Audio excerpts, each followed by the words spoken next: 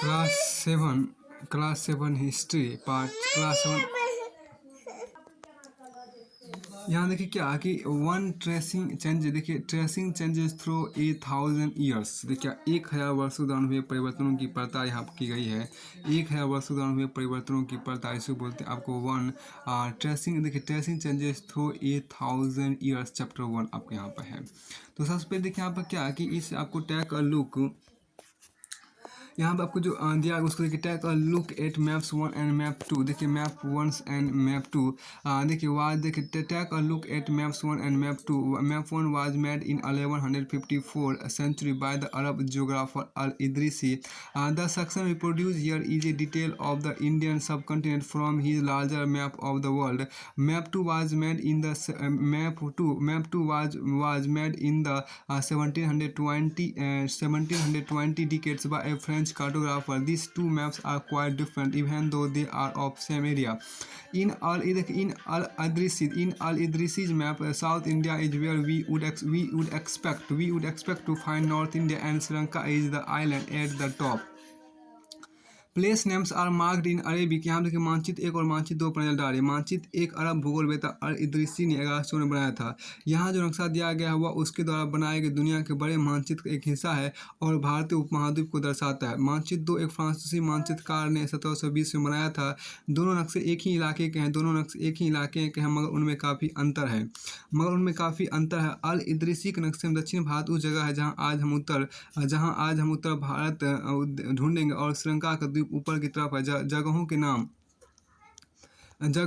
अरबी भाषा में, देखिए जगहों के नाम आपको अरबी भाषा में दिए गए हैं। उनमें से कुछ जाने पहचाने नाम है, जैसे कि उत्तर प्रदेश का कन्नौज। मानचित्र 2 में देखिए पहले मानचित्र के बनने के लगभग 600 वर्ष बाद बनाया गया। इस काल अवधि में यहाँ भी आपको कहा देखिए इस काल अवधि में उपमहाद्वीप के बारे में सूचनाएं यानी कि इस काल अवधि उपमहाद्वीप की सूचनाएं काफ़ी बदल गई थी। यह नक्शा हमें ज़्यादा परिचित है, उसमें विशेषकर तटीय इलाकों के बारीक ब्यौरे देखकर आश्चर्य होते हैं। यूरोप के नाविक व्यापारी अपनी समुद्र यात्रा के इस नक्शे का इस्तेमाल क्या करते थे। अब हम देखिए क्या कि take a look at maps 1 and map 2।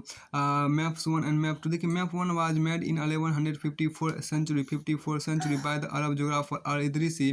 The section reproduce here is a detail of the Indian subcontinent from his larger map of the world. Map 2 was made in the 1720 decades by a French cartographer. The two maps are quite different, even though they are of the same area. In Al Idrisi's map, South India is where we would expect to find North India.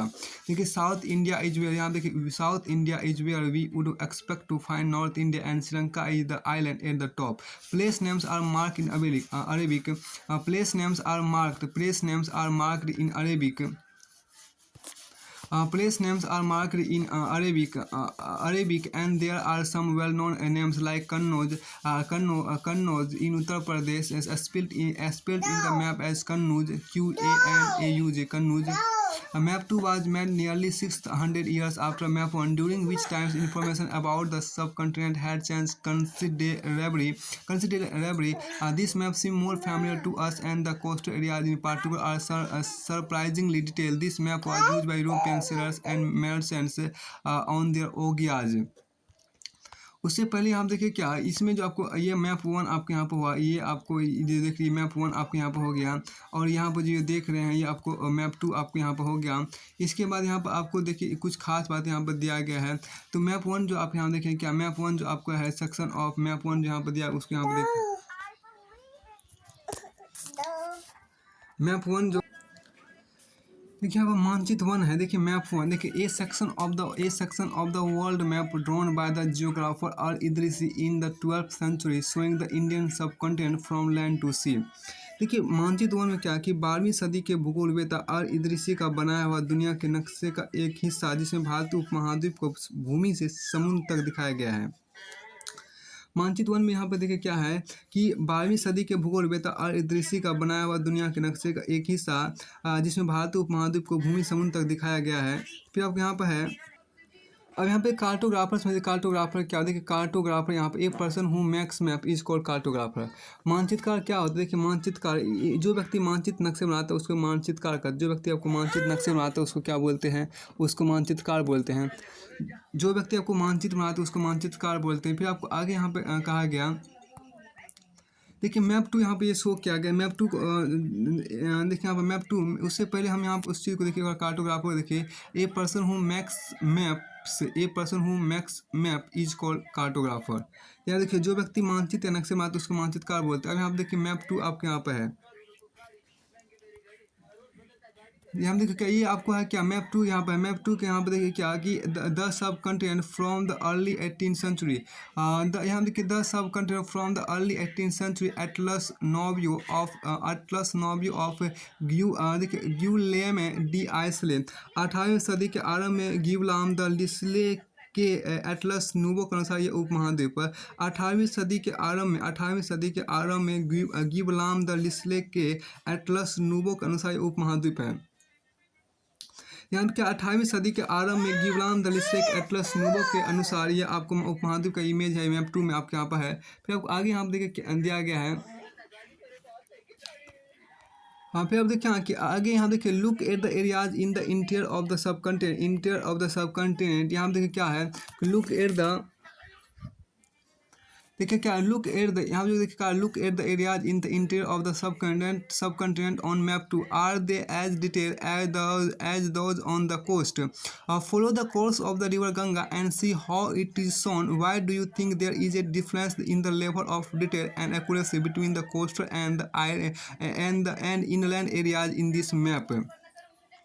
लेकिन अब भीतरी इलाकों पर नजर डालें, क्या इनमें भी उतने ही ब्यौरे हैं जितने समुद्र तट वाले हिस्से में? गंगा के मार्ग को देखें, इसे किस तरह से दर्शाया गया है? इस मानचित्र में तटीय और भीतरी इलाकों के बीच ब्यौरे और बारीकी का जो अंतर है आपके ख्याल में उसका कारण क्या है? तो फिर आपको आगे यहाँ पे जो कहा गया उसको यहाँ पे देखिए कि देखिए कैन यू थिंक ऑफ, यहाँ पे देखिए यहाँ देखिए क्या है कि can you think of any other words whose meaning change in different context. यहाँ देखिए क्या यहाँ पे जो कहा है उसको था से यहाँ पे देखिए कैन यू थिंक ऑफ, क्या can you think of any other words whose meanings, यहाँ देखिए चूज मीनिंग्स देखिए can you think of any other words whose meaning change in different context. क्या आपको ऐसे कुछ और शब्दों का ध्यान आता है जिनके अर्थ भिन्न भिन्न संदर्भों में बदल जाते हैं? फिर आपको आगे यहाँ पे देखिए कहा गया है, यहाँ देखिए क्या है कि इक्वली इंपॉर्टेंट, देखिए equally important is the fact that the science of cartography deferred. यहाँ पे आपको कहा उसको देखिए पहले इतनी महत्वपूर्ण, देखिए इक्वली डिफर्ड, देखिए यहाँ पर क्या equally important is the fact that the science of cartography differ in the two periods. When historians read documents, maps and text from the past, they have to be sensitive to the different historical backgrounds, the context in which information about the past was produced. यहाँ देखिए क्या इतनी महत्वपूर्ण एक और बात यहाँ देखिए क्या इक्वली इंपॉर्टेंट, यहाँ देखिए equally important is the fact that the science of cartography differ in the two periods. When historians read documents, maps and text from the past, they have to be sensitive to the different historical background, the context in which information about the past was produced. इतनी ही महत्वपूर्ण एक और बात यह है कि दूसरे युग तक मानचित्र अंकन का विज्ञान बहुत बदल गया था। इतिहास का जब बीते युगों के दस्तावेजों, नक्शों और लेखों का अध्ययन करते हैं तो उनके लिए उन सूचनाओं को, संदर्भों का, उनकी भिन्न भिन्न ऐतिहासिक पृष्ठभूमि का ध्यान रखना जरूरी होता है। न्यू एंड ओल्ड टर्मिनोलॉजीज़ की बात की गई, नई और पुरानी शब्दावली की बात की गई है। If the context in which information is produce changes with time, what about language and meaning? Historical records exist in a variety of language which have changed considerably over the years. medieval person, for example, is different from a modern person. The difference is not just with regard to grammar and vocabulary, the meaning of words also change over time. यानी कि अगर समय के साथ साथ सूचनाओं के संदर्भ बदलते हैं तो भाषा और अर्थों के साथ क्या होता है? ऐतिहासिक अभिलेख कई तरह के, यहाँ देखिए ऐतिहासिक अभिलेख आपको कई तरह की भाषाओं में मिलते हैं और ये भाषाएं भी समय के साथ साथ बहुत बदली है। उदाहरण के मध्य युग की फारसी आधुनिक फारसी भाषा से भिन्न है। यह भिन्नता सिर्फ व्याकरण और शब्द भंडार में ही नहीं आई है, समय के साथ शब्दों के अर्थ भी बदल जाते हैं।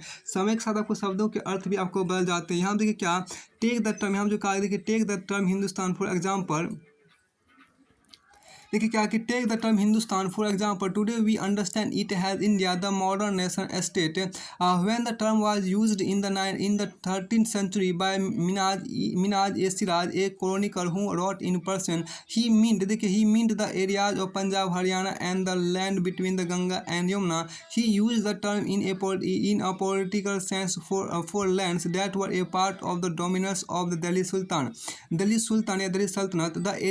Delhi Sultan. The areas included in this term shifted with the extent of the Sultanate, but the term never included South India. By contrast, in the early 16th century, Babur used Hindustan to describe the geography, the fauna and the culture of the inhabitants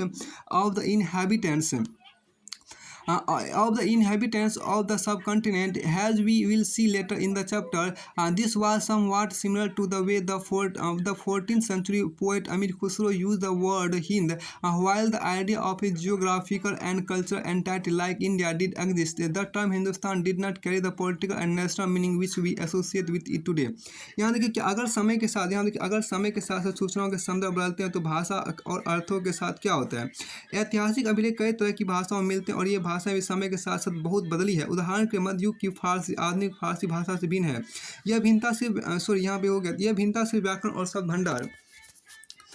भंडार में ही नहीं आती, समय के साथ शब्दों के अर्थ भी बदल जाते हैं। फिर आप आगे यहाँ पर कहा गया, देखिए उदाहरण के लिए हिंदुस्तान शब्द ही लीजिए।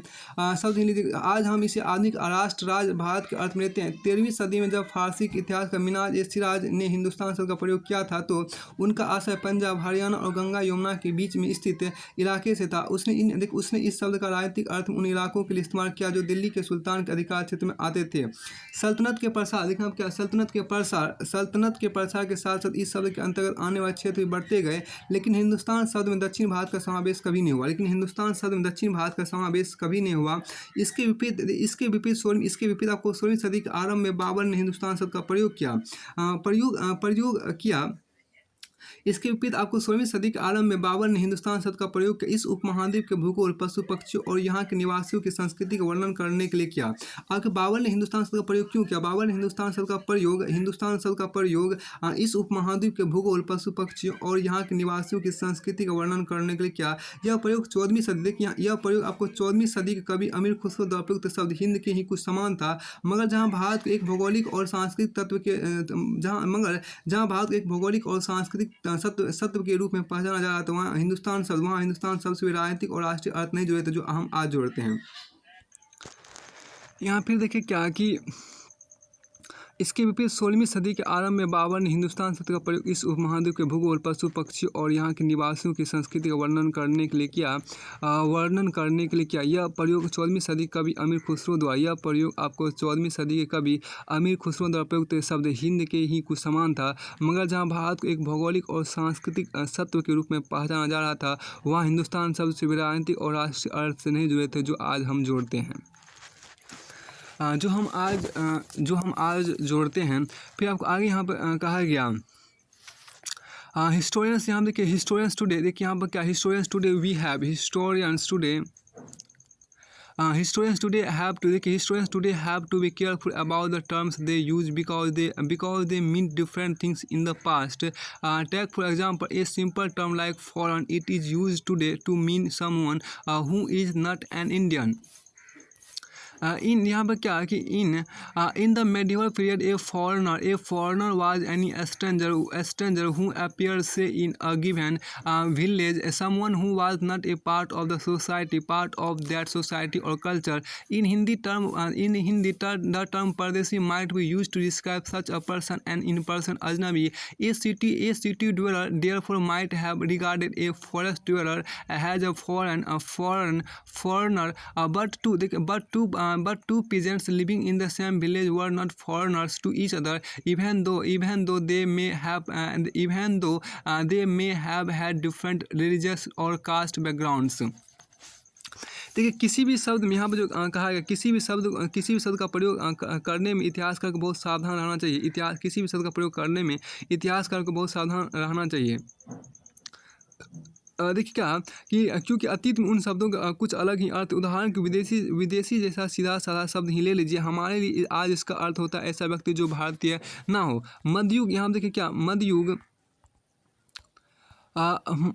में देखिए क्या है कि मध्ययुग में मानो किसी गांव में आने वाला कोई भी अनजान व्यक्ति जो उस समाज या संस्कृति का अंग ना हो विदेशी कहलाता, तो ऐसे व्यक्ति को हिंदी में परदेशी और फारसी में अजनबी और फारसी में आपको अजनबी कहा जा सकता है। इसलिए क्या यहाँ देखिए क्या इसलिए किसी नगरवासी के लिए वनवासी विदेशी होता था, किंतु एक ही गाँव में रहने वाले दो किसान अलग धार्मिक या जाति परंपराओं से जुड़े होने पर भी एक दूसरे के विदेशी नहीं होते थे।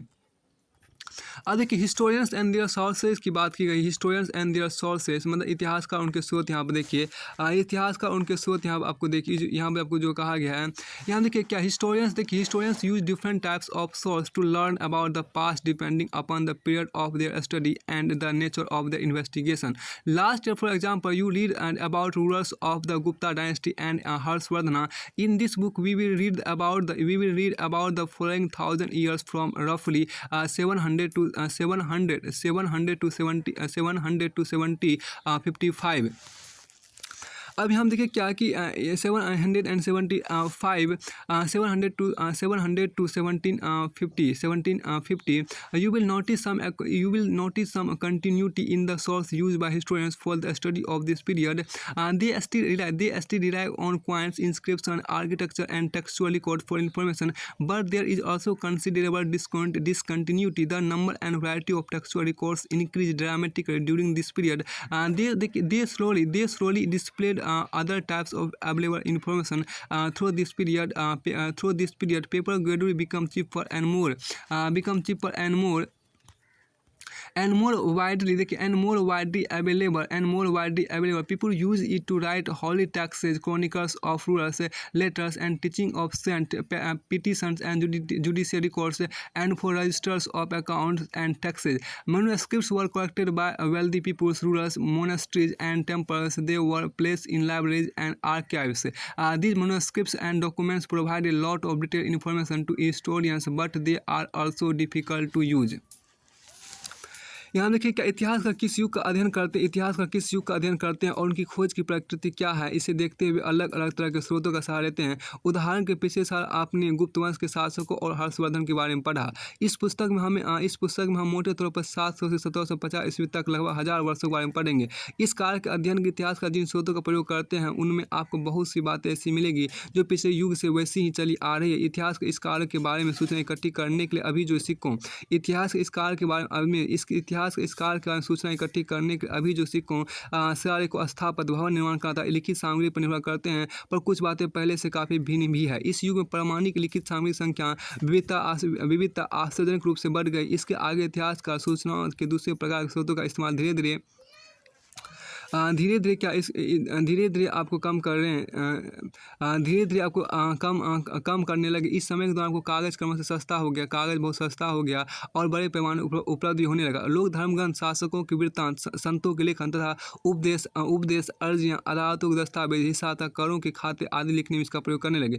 धनी व्यक्ति, शासक जन, मठ तथा मंदिर पांडुलिपियाँ एकत्रित करने किया करते थे। इन पांडुलिपियों को पुस्तक तथा अभिलेखागारों में रखा जाता है। इन पांडुलिपियों तथा दस्तावेजों में इतिहासकार को बहुत सारी विस्तृत जानकारी मिलती है, मगर साथ ही इनका प्रयोग कठिन है।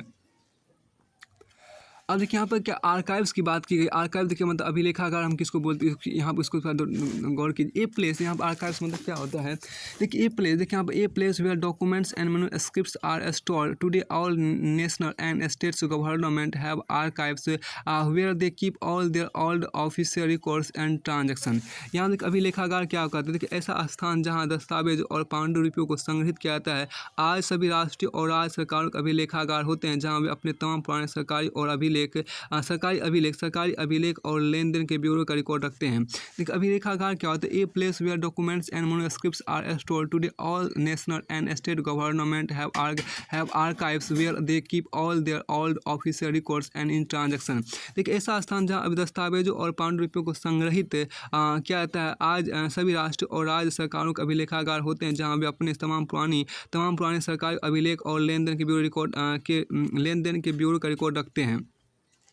देखिए यहाँ पर फिगर 1 की बात हम करते हैं। फिगर 1 जो यहाँ पर उसको यहाँ पर देखिए, ये देखिए ए पेंटिंग ऑफ ए, यहाँ पर फिगर 1 इसका बात यहाँ पर देखिए, a painting of a scribe making a copy of a manuscript. This painting is only 10.5 centimetre by 7.1 centimetre in size.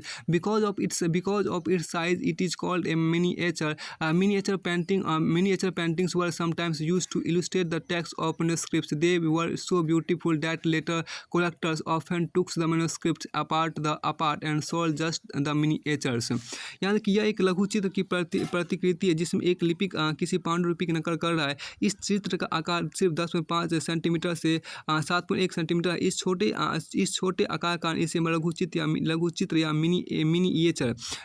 Miniature कहा जाता है। कभी कभी इन लघु चित्रों का प्रयोग लेख में आए पांडुलिपियों को स्पष्टता प्रदान करने के लिए किया जाता था। ये इतने सुंदर होते थे कि आगे चलकर संग्रहकर्ता अक्सर इन चित्रों को पांडुलिपियों से अलग करके बेचने लगे थे। तो यहाँ पर आगे इसमें आपको कहा गया, देखिए there was no printing press in those days, so scribes copied manuscript by. देखिए there was no printing press in those days, so scribes copied manuscript by hand. If you have ever copied a friend's homework, you would know that this is not a simple exercise. Sometimes you can't read your friend's handwriting and are forced to guess what is written. As a result, there are small but significant differences in your copy of your friend's work. Manuscript copy is somewhat similar. As scribes copied manuscripts, they also introduce small changes. A word here, a sentence there, a word here, a sentence there. These small differences grew over centuries of copy until manuscripts of the same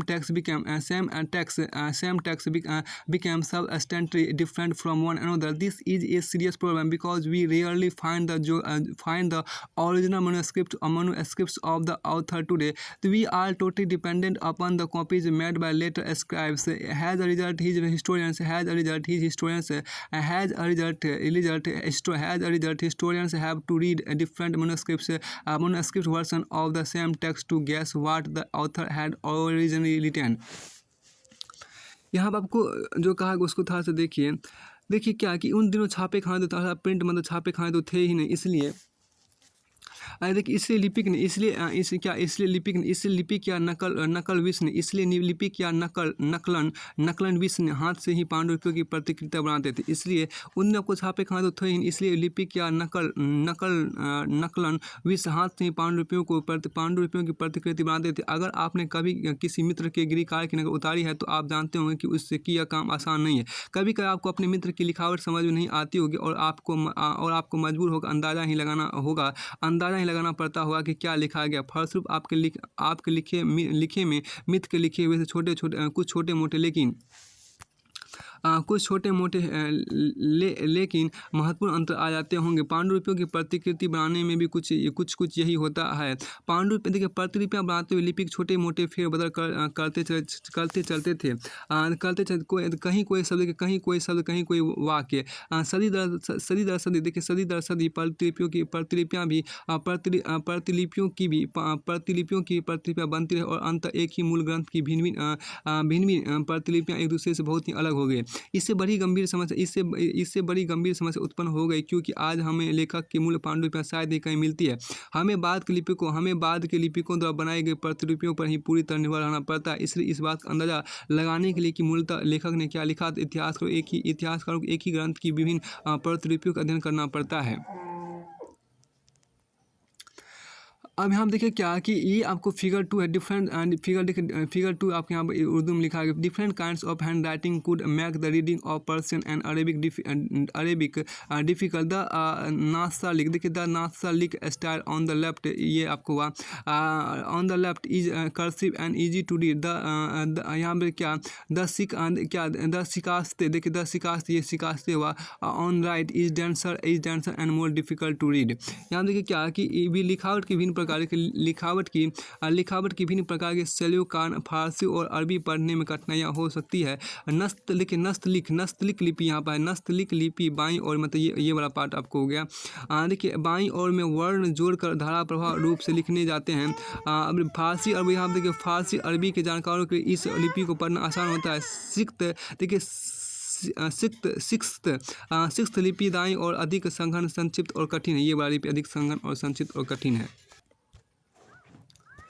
फिर यहाँ देखिए क्या कि सिख, देखिए यहाँ पर जो ये लिपि आपको है, देखिए सिकस्त लिपि दाईं और अधिक संघन, संक्षिप्त और कठिन है। तो फिर आपको आगे यहाँ पर देखिए कहा गया ऑन ओकेजन, देखिए ऑन ओकेजन ऑथर, देखिए on occasion authors revise their chronicles at different times. The 14th century chronicle Ziauddin Barni, the 14th century chronicle Ziauddin Barni wrote his chronicle first in 1356।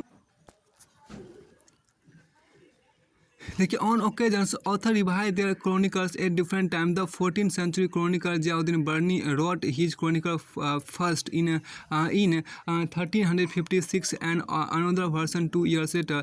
The two differ from each other, but historians did not know about the existence of the first version until the 1960 decades. It remained lost in large library collections. देखिए कई बार लेखक, देखिए यहाँ में जो कहा गया था, कई बार लेखक स्वयं पर भी, देखिए कई बार लेखक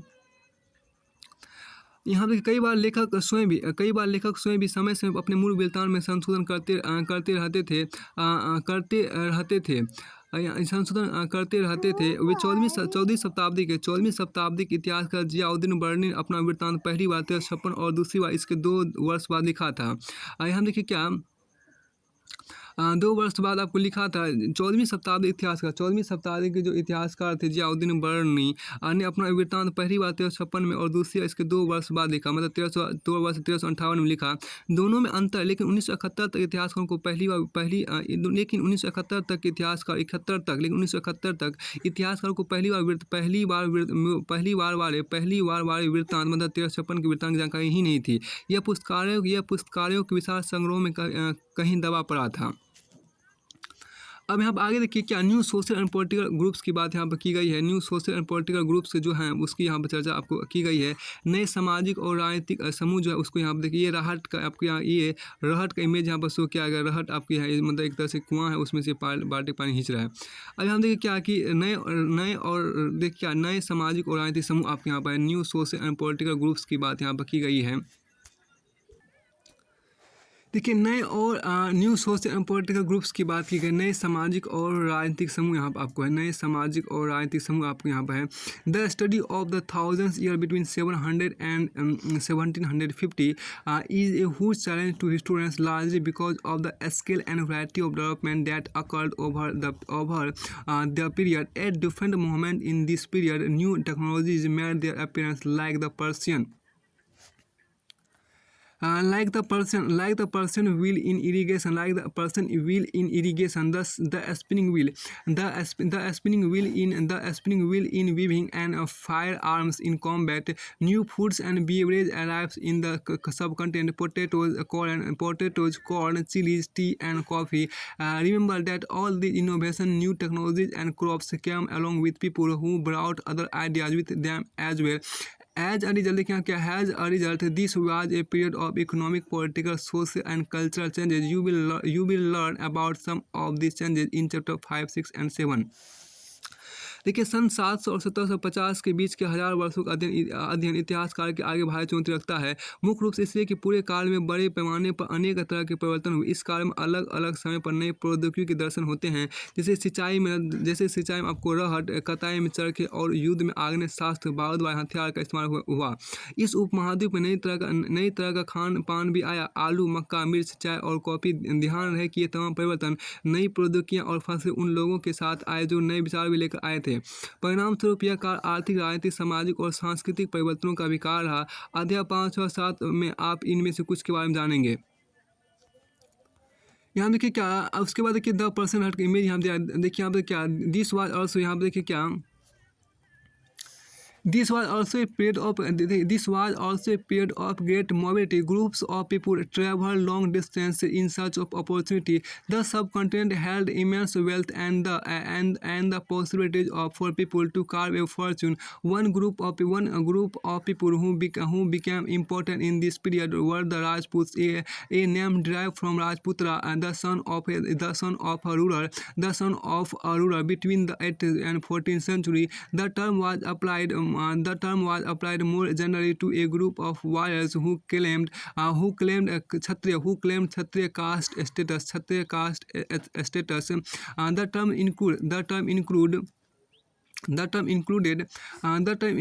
included not just rulers and chieftains, but also soldiers and commanders who served in the armies of different monarchs all over the subcontinent. देखिए यहाँ पर क्या, a cavalry code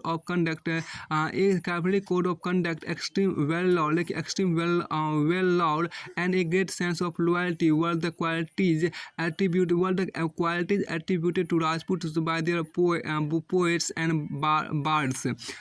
Other group of people such as the Marathas, Sikhs, Jats, Ahoms, and caste, a caste of scribes and secretaries is called caste. The caste also used the opportunity of the age to become politically important. यहाँ देखिए इस युग में लोगों की गतिशीलता एक स्थान से दूसरे स्थान पर आना जाना भी बहुत बढ़ गया था। अवसर की तलाश में देखिए क्या, अवसर की तलाश में लोगों के झुंड अवसर की तलाश में क्या, देखिए अवसर की तलाश में लोगों के झुंड दूर की यात्राएं करने लगे। तो इस उपमहाद्वीप अपार संपदा और अपना भाग्य गढ़ने के लिए अपार संभावनाएं मौजूद थी। इस काल में जिन समुदायों का महत्व बढ़ा उनमें से एक समुदाय था राजपूत, जिसका नाम राजपुत्र अर्थात राजा का पुत्र से निकला है। देखिए 8वीं यहाँ पर जो कहा गया क्या कि 8वीं से 14वीं सदी के बीच यह नाम आमतौर पर योद्धाओं उस समूह के लिए प्रयुक्त होता था जो क्षत्रिय वर्ण के होने का दावा करते थे। राजपूत शब्द के अंतर्गत केवल राजा और सामंत वर्ग ही नहीं बल्कि वे सेनापति और सैनिक भी आते थे, जो पूरे उपमहाद्वीप में अलग अलग शासकों की सेनाओं में कवि और चारण राजपूतों की आचार संहिता, प्रबल पराक्रम और स्वामी भक्ति का गुणगान करते थे। इस युग में राजनीतिक दृष्टि से महत्व हासिल करने के अवसरों का लाभ मराठा, सिख, जाट, अहोम और कायस्थ मुख्यतः लिपिक और मुंशियों का कार्य करने वाली जाति को बोलते थे, कायस्थ आदि समूह ने भी उठाया। अब देखिए throughout this period there was a gradual clearing of forest. Throughout this period there was a gradual clearing of forest and the extension of agriculture, a change faster and more complete in some areas than in others. Change in their habitats forced many forest dwellers to migrate. Others started tilling the land and became peasants. These new peasants group gradually began to be influenced by regional markets, chieftains, priced monasteries and temples. They became part of large complex societies and were required to pay taxes and offer goods and services to local lords. As a result, significant economic and social differences emerged amongst peasants. Some possessed more productive land. Others also kept cattle, and some combined artisanal work with agricultural activities. During the the lean season. As society became more differentiated, people were grouped into jatis or subcaste and ranked on the basis of their backgrounds and their occupation. Ranks were not fixed permanently and varied according to the power, influence and regions, influence and resources controlled by members of jati. And the status of same jati could vary from area to area. यहाँ देखिए इस पूरे कार्य यहाँ पर जो आपको कहा गया इसमें देखिए थोड़ा सा इस पूरे कार्य के दौरान क्रमशः जंगलों की कटाई हो रही थी। इस पूरे कार्य के दौरान क्रमशः आपको जंगलों की कटाई हो रही थी और खेती का इलाका बढ़ता जा रहा था। कुछ क्षेत्रों में परिवर्तन देखिए, कुछ क्षेत्रों में परिवर्तन अन्य क्षेत्रों की अपेक्षा अधिक तेजी से और पूरे तौर पर हुआ। पर्यावास जिसको हम हैबिटेट बोलते हैं, पर्यावासी आवास में परिवर्तन के कारण कई वनवासियों को मजबूर होकर अपना स्थान छोड़ना पड़ा। कुछ और वनवासी जमीन की जुताई करने लगे और कृषक बन गए। कृषकों की ये नए समूह क्षेत्रीय बाजार मुखियाओं पुजारियों, मठों और मंदिरों से प्रभावित होने लगे। वे बड़े और जटिल समाजों के अंग बन गए थे। उन्हें कर चुकाने पड़ते थे और स्थानीय मालिक वर्ग की बिगाड़ करनी पड़ती थी। परिणाम स्वरूप किसानों के बीच आर्थिक और सामाजिक अंतर उभरने लगे। कुछ के पास ज़्यादा उपजाऊ जमीन होती थी, कुछ लोग मवेशी भी पालते थे और कुछ लोग खेती से खाली समय दस्तकारी आदि का कुछ काम कर लेते थे। जैसे जैसे समाज में अंतर बढ़ने लगे, लोग जातियों और उपजातियों में बांटे जाने लगे और उनकी पृष्ठभूमि और व्यावसायिक आधार पर उन्हें समाज में ऊंचा या नीचा दर्जा दिया जाने लगा। ये दर्ज अस्थायी नहीं थे। किसी जाति विशेष के सदस्यों के हाथों में कितनी सत्ता, प्रभाव और संसाधन नियंत्रण है, इसके आधार पर उसके दर्जे बदलते रहते थे। एक ही जाति का किसी क्षेत्र में कोई दर्जा हो सकता था और किसी अन्य क्षेत्र में कोई और दर्जा होता था। अब यहाँ पे देखिए हैबिटेट की बात की गई। हैबिटेट किसको कहते हैं, मतलब पर्यावास या आवास किसको बोलते हैं। देखिए habitat refers to the environment of a region and the social and economic life style of its residents. तो पर्यावास का मतलब किसी भी क्षेत्र के पर्यावरण और वहाँ के रहने वालों के सामाजिक और आर्थिक जीवन शैली से है। तो पर्यावास का मतलब क्या हुआ, देखिए पर्यावास का मतलब क्या हुआ, पर्यावास का मतलब किसी भी क्षेत्र के पर्यावरण और वहाँ के रहने वालों के सामाजिक और आर्थिक जीवन शैली से है। तो पर्यावास का मतलब क्या है, किसी भी क्षेत्र के पर्यावरण और वहाँ के रहने वाले सामाजिक और आर्थिक जीवन शैली से, वहाँ पर रहने वालों की सामाजिक और आर्थिक जीवन शैली से है। अभी हम देखिए जो नेक्स्ट देखिए of the technological, economic and social and cultural changes describe in this section which do you think were most significant in the town or village in which you live.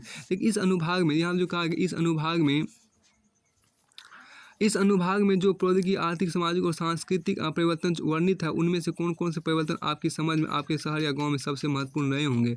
यहाँ देखिए रहे होंगे। अब आगे यहाँ पर क्या कि जाति, यहाँ पर क्या कि देखिए jati frame their own rules and regulation to manage the conduct of their members यहाँ देखिए jati frame their own rules and regulation to manage the conduct of their members and this regulation were enforced by an assembly of elders describe in some areas has the jati panchayat but jatis were also required to follow the rules of their village. Several villages were governed by chieftains. Together they were only one small units of a state. अपने सदस्यों के बाहर का नियंत्रण करने के जातियाँ स्वयं अपने नियम बनाती थी। इन नियमों का पालन जाति के बड़े बुजुर्गों की एक सभा करवाती थी, जिसे कुछ इलाकों में जाति पंचायत कहा जाता था। लेकिन जातियों को अपने निवास के गाँव के रिवाजों का पालन भी करना पड़ता था। इसके अलावा कई गांवों पर मुखियाओं का शासन होता था। मिल मिलाकर जिसको चिफ्टेन बोलते थे। लेकिन मिल मिलाकर वे किसी राज्य की एक छोटी इकाई भर आपको होती थी। फिर आपको आगे यहाँ पर दिया गया है, इस पर आप इमेज यहाँ पर देख लीजिए। उसका यहाँ पर आपको कहा गया क्या, ये जो आपको मानचित्र 3 है, इसमें देखिए क्या कि provinces of Delhi Sultanate during Muhammad Tughlaq reign according to the Egyptian source Masalik al Absar fi Mamalik al Amsar of Shihabuddin Umari. देखिए मिस्र के सियाबुद्दीन उमरी द्वारा रचित मसलिक मसलिक अल बख्श मसलिक अल अबसर मी ममालिक मी देखिए सॉरी आपको क्या मिस्र के सियाबुद्दीन उमरी द्वारा रचित मसालिक अल अबसर फ़ी ममालिक अल अमसर के अनुसार मोहम्मद तुगलक के राजकाल में दिल्ली सल्तनत के अंतर्गत आने वाला प्रांत यहाँ पर आपको दिखाया गया है। अब देखिए रीजन एंड देखिए यहाँ पर क्या की रीजन एंड क्या क्षेत्र और साम्राज्य की बात यहाँ पर की गई, क्षेत्र और साम्राज्य की बात यहाँ पर आपको की गई है, मतलब रीजन्स एंड एम्पायर्स की जो बात की उसको यहाँ पर देखिए, क्षेत्र और साम्राज्य आपको उसको यहाँ पर देखिए। देखिए large state like those of the Cholas chapter 2 में, तुगलक चैप्टर 3 में और मुगल चैप्टर 4 में, and encompassed many regions a Sanskrit prashasti see chapter 2 for an example of a prashasti praising the Delhi Sultanate Ghiyasuddin Burman life span is 1266 to 1287 explained that he was the ruler of a vast empire that stretched from Bengal Gauda in the east to the Gazna in Afghanistan in the west, and included all of the South India. Dravid people of different regions, Gauda, Andhra, Kerala, Karnataka, Maharashtra and Gujarat apparently fled before his armies. Historians यहाँ पर क्या कि देखिए historians regard these and exaggerated claims of conquest. At the same time they try to understand why rulers kept claiming to have control over different parts of the subcontinents. देखिए अध्याय 2 तुगलक अध्याय 3 देखिए तुगलक अध्याय 3 में, मुगल अध्याय 4 में जैसे बड़े बड़े राज्यों के अंतर्गत कई सारे क्षेत्र आते हैं। दिल्ली के सुल्तान गयासुद्दीन बर्मन की प्रशंसा में एक संस्कृत प्रशस्ति के देखिए यहाँ पर क्या प्रशस्ति संस्कृत प्रशस्ति में उसे एक विशाल साम्राज्य का शासक बताया गया है जो पूर्व में बंगाल गौड़ से लेकर पश्चिम में अफगानिस्तान के गजन तक फैला हुआ था और जिससे संपूर्ण दक्षिण भारत द्रविड़ भी आ जाता था। गौड़ आंध्र प्रदेश के कर्नाटक महाराष्ट्र और गुजरात आदि भिन्न भिन्न क्षेत्रों के लोग उसकी सेना के आगे पलायन कर जाते थे। इतिहास का आपको विजय अभियान इन दावों को अतिशयोक्तिपूर्ण बढ़ा चढ़ा कर मानते हैं। साथ ही वे ये समझने की कोशिश में भी लगे रहते हैं कि शासक लोग इस उपमहाद्वीप के भिन्न भिन्न भागों पर अपने अधिकार का उल्लेख क्यों करते रहे हैं। अब आपके यहाँ देखिए क्या what do you think rulers made such claims, आप क्या समझते शासक ऐसे दावे क्यों करते थे।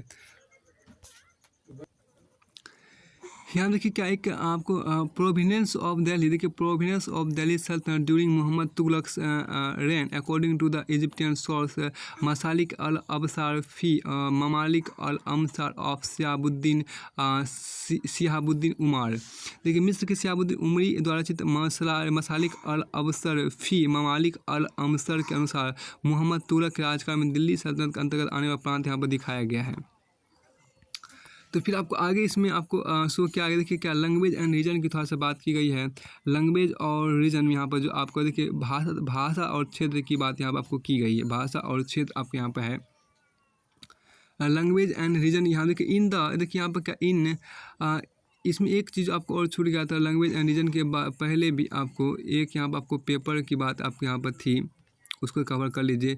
द वैल्यू ऑफ पेपर यहाँ पे देखिए कंपेयर द फ्लोइंग देखिए compare first in the middle of the 13th century a scholar wanted to copy a book but he did not have enough paper so he was the writing of a manuscript he did not want dried the paper and use it to a century later if you bought some food in the market you could be lucky and have the shopkeeper wrap it for you in some paper when was paper more expensive and easily available in the 13th or the 14th century। यहाँ पे ये बात है। अब आगे इसमें चलते हैं। इसमें आपको यहाँ पर आपको देखिए है क्या कि लैंग्वेज एंड रीजन की बात यहाँ पर की गई। देखिए लैंग्वेज एंड रीजन की जो बात उसको थोड़ा सा आप देख लीजिए। भाषा और क्षेत्र की जो बात आपके यहाँ पर कही गई है। देखिए यहाँ पर क्या है कि लैंग्वेज एंड रीजन के अंतर्गत जो कहा गया है देखिए यहाँ पर लैंग्वेज एंड रीजन की बात की, भाषा तथा क्षेत्र की बात की। देखिए इन 1318 the poet Amir Khusrau noted that there was a different language in every region of this land. Sindhi, Lahori, Kashmiri, Dvarasamudri in southern Karnataka, Telangana in Andhra Pradesh, Gujari in Gujarat, Maori in Tamil Nadu, Gaudi in Bengal, Awadhi in eastern Uttar Pradesh, and Hindwari in the area around Delhi. Amir Khusro went on to explain that in contrast to these languages, there was Sanskrit, which did not belong to any region. It was an all language and common people don't know it. Only the Brahmans do. यहाँ देखिए क्या सन 1318 में कवि अमीर खुसरो ने इस बात पर गौर किया था कि इस देश के हर क्षेत्र की अलग भाषा है। सिंधी, लाहौरी, कश्मीरी, द्वार समुद्री, दक्षिण कर्नाटक में तेलंगानी, आंध्र प्रदेश में गुजरी, गुजरात में बारी, देखिए बारी, तमिलनाडु में गौड़ी, बंगाल में अवधी, पूर्वी उत्तर प्रदेश में और हिंदवी दिल्ली के आसपास के क्षेत्र में। अमीर खुसरो ने आगे बताया है कि इन भाषाओं के विपरीत एक भाषा संस्कृत भी है, जो किसी विशेष क्षेत्र की भाषा नहीं है। यह एक प्राचीन भाषा है जिसे केवल ब्राह्मण जानते हैं, आम जनता नहीं। और फिर आगे देखिए क्या, make a list of the language mentioned by Amir Khusro. Prepare another list of the names of language spoken today in the regions he mentioned. Underline names that are similar and circle those that are different. देखिए अमीर खुसरो द्वारा उल्लेखित भाषाओं की एक सूची बनाइए और एक सूची उन भाषाओं के नामों की बनाइए जो उनके द्वारा उल्लेखित क्षेत्रों में आज बोली जाती है। जो नाम एक से है उन्हें लेखांकित कीजिए और जो नाम भिन्न है उन्हें चार और घेरा खींच दीजिए। अभी हम क्या कि did you notice that the names by which language are known have change over time. क्या आपने ध्यान दिया कि समय के साथ भाषाओं के नाम बदल गए हैं। अब आगे हम देखिए क्या कि बाय 700 यहाँ देखिए क्या कि bye 700 many regions already possessed distinct geographical dimensions and their own language and cultural characteristics. You will learn more about this in chapter 9. They were also associated with a specific ruling dynasties. There was considerable conflict between these states. Occasionally dynasties like the Chors, Khaljis, Tughlaqs and Mughals were able to build an empire that was pan-regional, spanning and diverse regions. Not all these empires were equally stable or successful. Compare, for example, Table 1 in chapter 3 and 4. What was the duration of rule of the Khalji and Mughal dynasties? देखिए सन 700 तक कई क्षेत्रों के अपने अपने भौगोलिक आयाम तय हो चुके थे और उनकी अपनी भाषा तथा सांस्कृतिक विशेषताएं स्पष्ट हो गई थी। अध्याय 9 में आपको इनके बारे में और अधिक जानकारी मिलेगी। ये क्षेत्र विशेष शासक राजवंशों से भी जुड़ गए थे। इन राज्यों के बीच काफ़ी टकराहटें चलती रहती थी। कभी कभी चोल, खलजी, तुगलक और मुगल जैसे राजवंश अनेक क्षेत्रों में फैला एक विशाल साम्राज्य भी खड़ा कर लेते थे। ये सभी साम्राज्य समान रूप से स्थिर या सफल नहीं हो पाए थे। उदाहरण के आपको अध्याय 3 और 4 के तरीका 1 की तुलना कीजिए। खलजी और मुगल वंश के शासन कितनी अवधि तक चले। खलजी और मुगल वंश के शासन कितनी अवधि तक चले। फिर आपको आगे यहाँ पे कहा गया, देखिए हम आगे जो कहा कि when the Mughal Empire declined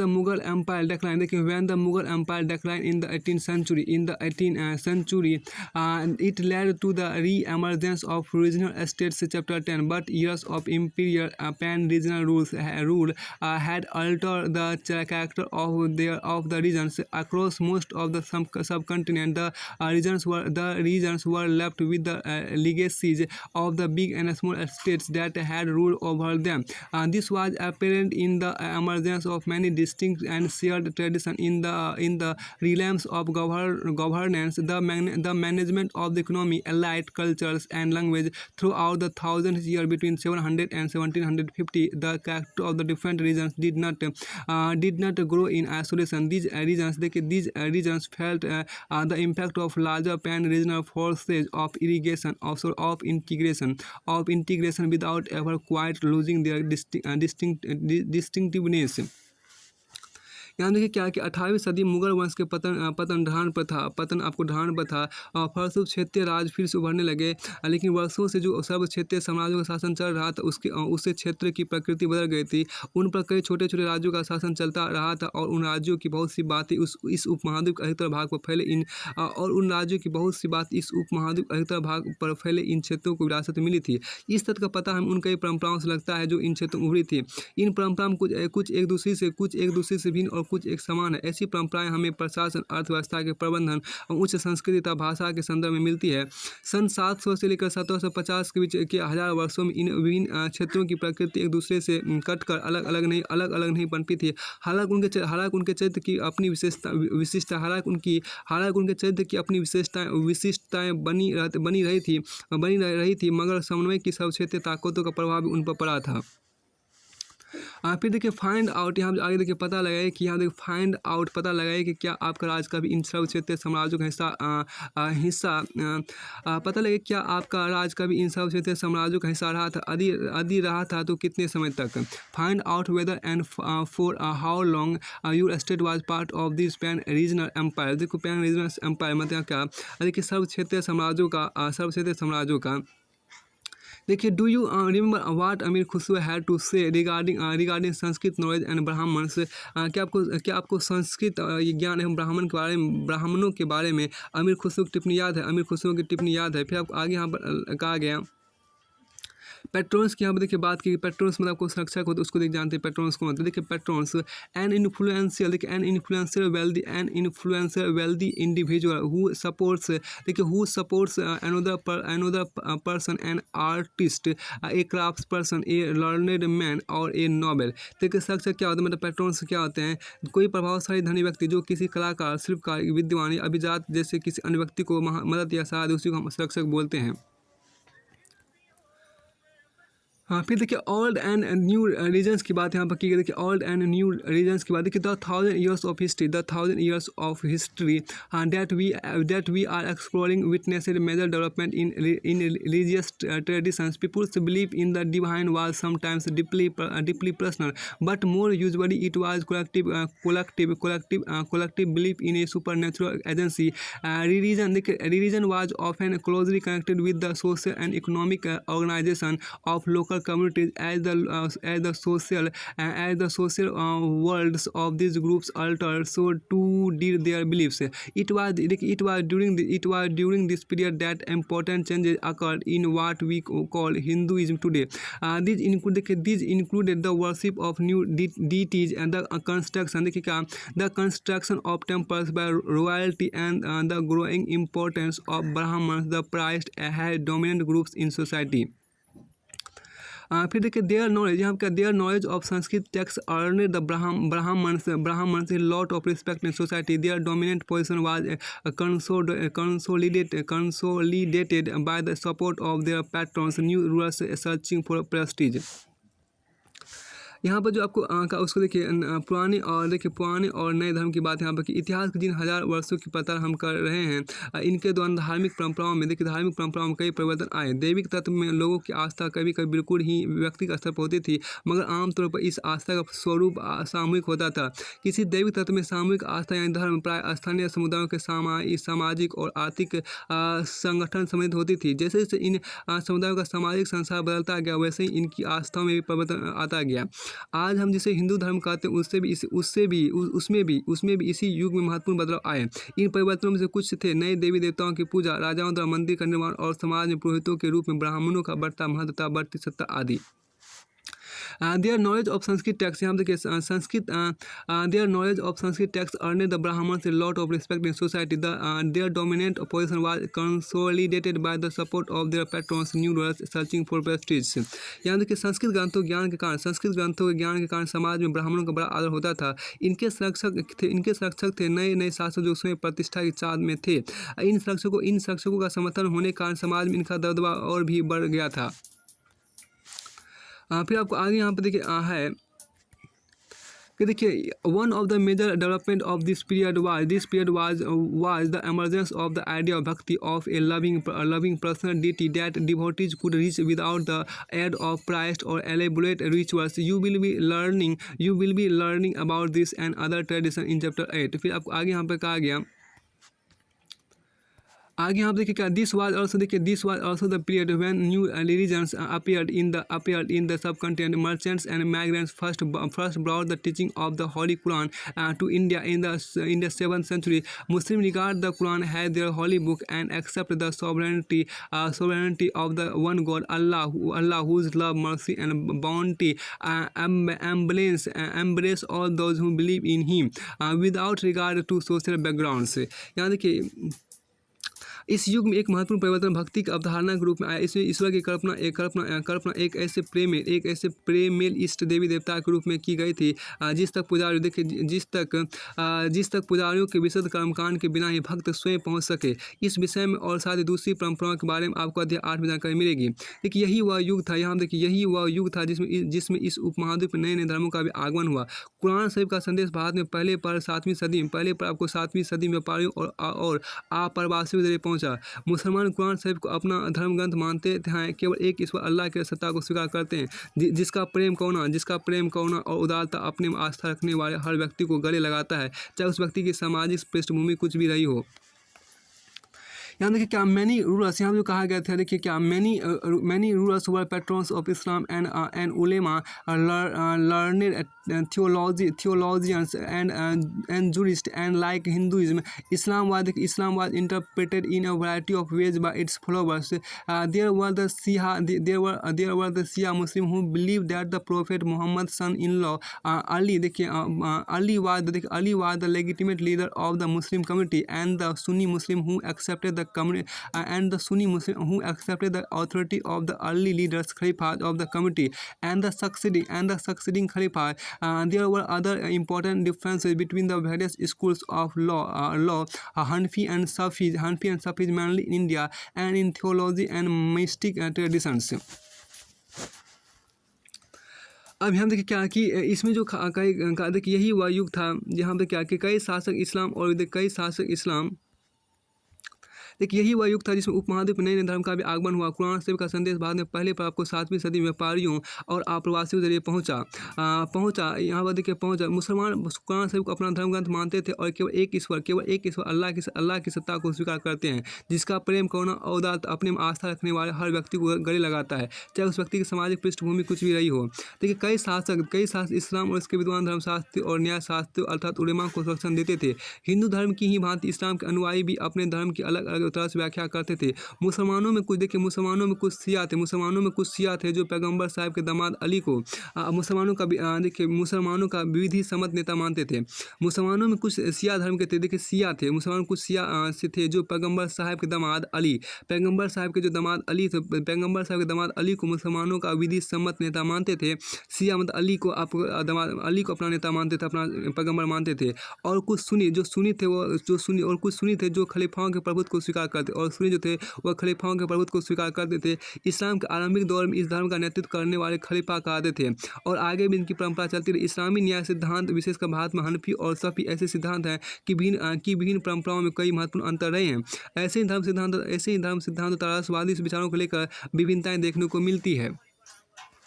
अब यहाँ क्या आती है कि thinking about time and historical period, समय और इतिहास के कालखंडों विचार यहाँ पर कीजिए। Historians don't see time just has passing of hours, days or years, has a clock or a calendar. Time also reflect change in social and economic organisation, in the persistent and transformation of ideas and beliefs. The study of time is made somewhat easier by dividing the past into large segments periods that पजेज shear characteristics. अब एक इतिहास का समय को केवल घड़ी या calendar की तरह नहीं देखते, यानी कि केवल घंटों, दिन या वर्षों के बीतने के रूप में नहीं देखते हैं। उनका नजरिया यह है कि समय सामाजिक और आर्थिक संगठनों में आने वाले परिवर्तनों को झलकाता है। यह दिखलाता है कि विचारों और विश्वासों में कितना अस्तित्व रहा होगा और कितना परिवर्तन आया है। यदि अतीत को समान विशेषता रखने वाले कुछ बड़े बड़े हिस्सों, युगों या कालों में बांट दिया जाए तो समय का अध्ययन कुछ आसान हो जाता है। अब देखिए यहाँ देखिए in the middle of the 19th century British historians divide the history of India into three periods Hindu Muslim and British this division was based on the idea that the region of rulers was the only important historical change and that were no other significant development in the economy society or culture. Such a division also ignored the rich diversity of the subcontinent. हाँ सब country देखिए for few historians follow the periodization today. Most took economic and social factor to characterize the major element of different movements of the past.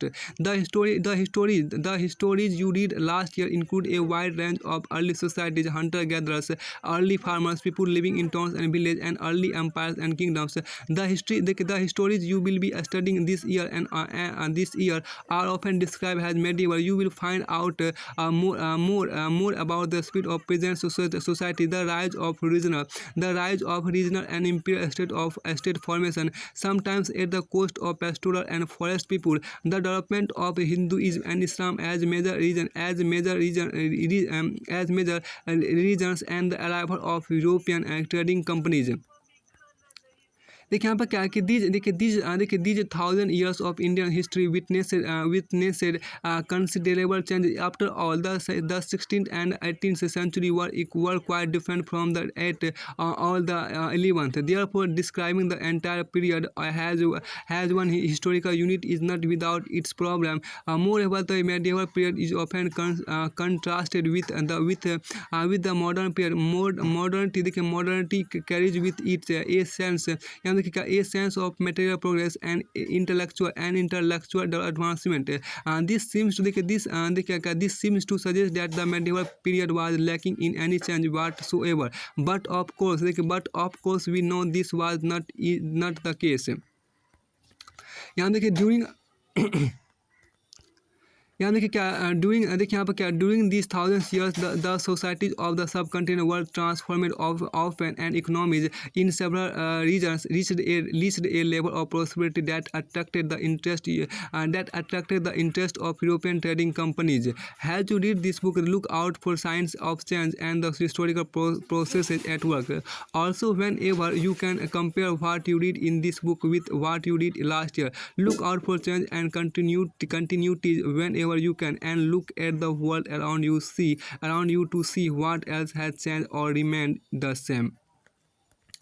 यहाँ देखिए क्या इतिहास 19वीं सदी के मध्य अंग्रेज इतिहासकारों ने भारत के इतिहास को 3 युगों में आपको बांटा था, हिंदू मुस्लिम और विद्वान। यह विभाजन इस विचार पर आधारित था कि शासकों का धर्म ही एकमात्र महत्वपूर्ण ऐतिहासिक परिवर्तन होता है। यहाँ फिर क्या देखिए यहाँ पर क्या इस विचार पर आधारित था कि शासकों का धर्म ही एकमात्र महत्वपूर्ण ऐतिहासिक परिवर्तन होता है और अर्थव्यवस्था, समाज और संस्कृति में और कोई महत्वपूर्ण बदलाव नहीं आता। इस दृष्टिकोण में इस उपमहाद्वीप अपार विविधता की उपेक्षा हो जाती है। फिर आपको आगे देखिए इस काल विभाजन को आज बहुत कम इतिहासकार स्वीकार करते। अधिकतर इतिहासकार आर्थिक तथा सामाजिक कारकों के आधार पर ही अतीत के विभिन्न कालखंडों की विशेषताएं तय करते हैं। पिछले साल आपने जो इतिहास पढ़े तो उसमें प्राचीन समाजों के प्रकारों का समावेश था, जैसे शिकारी संग्राहक, प्रारंभिक दौर के कृषि कर्मी, शहरों और गांवों के निवासी, और प्रारंभिक दौर के राज और सम्राट। इस साल आप जो इतिहास पढ़ेंगे उसे प्राय मध्य का इतिहास कहा जाता है। इसमें आपको कृषक समाजों के विस्तार, क्षेत्रीय और सामाजिक राज्यों के उदय, कभी कभी तो ग्रामवासियों और वनवासियों की कीमत पर प्रधान धर्मों के रूप में हिंदू धर्म, इस्लाम धर्म के विकास और यूरोप से व्यापारिक कंपनियों के आगमन के बारे में और विस्तार जानकारी मिलेगी। भारत के इतिहास के ये 1000 साल अनेक बदलावों के साक्षी रहे हैं। आखिर 16वीं और 18वीं शताब्दी 8वीं और 11वीं शताब्दियों से काफ़ी भिन्न थी। इसलिए इस सारे काल को एक ऐतिहासिक इकाई के रूप में देखना समस्याओं से खाली नहीं है। फिर मध्यकाल की तुलना प्राय आधुनिक काल से की जाती। आधुनिकता के साथ भौतिक उन्नति और बौद्धिक प्रगति का भाव जुड़ा हुआ है। इससे आशा यह निकलता है कि मध्यकाल रूढ़िवादी था और उस दौरान कोई परिवर्तन हुआ ही नहीं, लेकिन हम जानते हैं कि ऐसा नहीं था। इससे आशा देखिए यहाँ पर आधुनिकता के साथ भौतिक उन्नति और बौद्धिक प्रगति का भाव जुड़ा था। इससे आशा निकलता है कि मध्यकाल आपको रूढ़िवादी था और उस दौरान कोई परिवर्तन हुआ ही नहीं, ऐसा हम जानते हैं, लेकिन ऐसा था ही नहीं। देखिए इन 1000 वर्षों में इस उपमहाद्वीप के समाजों में प्राय परिवर्तन यानी क्या इन हजार वर्षों दौरान इस उपमहाद्वीप के समाज में प्राय परिवर्तन आते रहे और कई क्षेत्रों की अर्थव्यवस्था तो इतनी समृद्ध हो गई, कई क्षेत्रों की अर्थव्यवस्था इतनी समृद्ध हो गई कि उसने यूरोप की व्यापारिक कंपनियों को भी आकर्षित करना आरंभ कर दिया।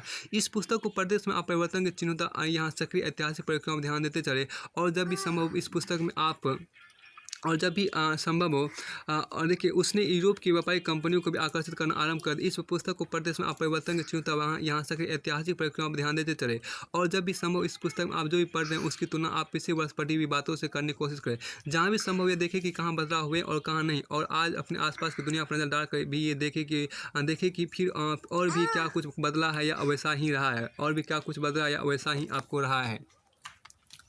इसके बाद आपके यहाँ पर आगे देखिए आपको है,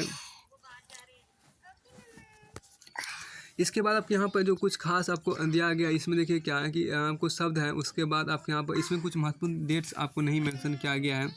इसमें देखिए कुछ महत्वपूर्ण डेट्स आपके यहाँ पर मेंशन नहीं किया, यानी कि यहाँ से चैप्टर पूरी तरह से फिनिश होता है।